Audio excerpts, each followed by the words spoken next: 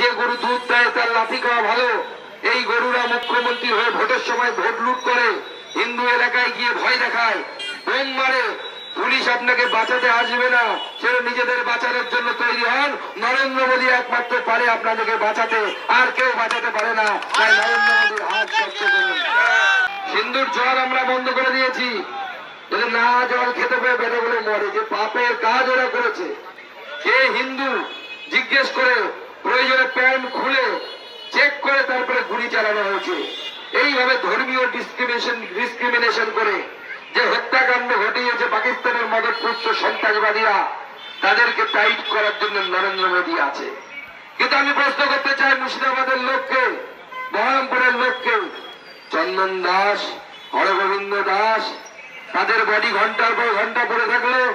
Police যদি time মতো গিয়ে 4 ঘন্টা মাত্র টাইম লাগিয়েছিল, পুলিশ ভাবতে পারেন যখন অ্যাটাক হয়েছে, স্ত্রী ফোন করছে কাউন্সিলরকে, বিধায়ককে, থানাকে, পুলিশ এসেছিল, অবশ্যই এসেছিল, কিন্তু মাত্র 4 ঘন্টা পরে। 4 ঘন্টা ধরে চন্দন দাস এবং তার সাথে সাথে তার বাবা হরগোবিন্দ দাসের দেহটা পড়ে থাকলো, রক্তক্ষরণ হলো।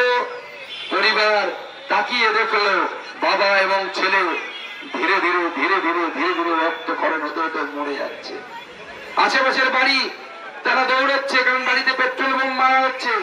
অল্প বয়সী মেয়েরা ছাদ থেকে পালিয়ে যাচ্ছে, কারণ তাদেরকে ধমকি দেওয়া হচ্ছে, ধরে আন শালীকে, রেপ করবো। আমাকে বলেছে ওখানকার মেয়েরা রেপ করার চেষ্টা করা হয়েছে। এই ধর্মীয় বাতাবরণ তো পশ্চিমবঙ্গে ছিল না। মুখ্যমন্ত্রী মমতা বন্দ্যোপাধ্যায় কি করেছেন, এই দুষ্কৃতীদেরকে অভয়ারণ্যে পরিণত করেছেন। কারণ মুখ্যমন্ত্রী বলেছিলেন যে গরু দুধ দেয় তার লাথি খাওয়া ভালো। এই গরুরা মুখ্যমন্ত্রী হয়ে ভোটের সময় ভোট লুট করে, হিন্দু এলাকায় গিয়ে ভয় দেখায়, বোম মারে। পুলিশ আপনাকে বাঁচাতে আসবে না, সেটা নিজেদের বাঁচানোর জন্য তৈরি হন। নরেন্দ্র মোদী একমাত্র পারে আপনাদেরকে বাঁচাতে, আর কেউ বাঁচাতে পারে না। তাই নরেন্দ্র মোদীর হাত শক্ত করুন।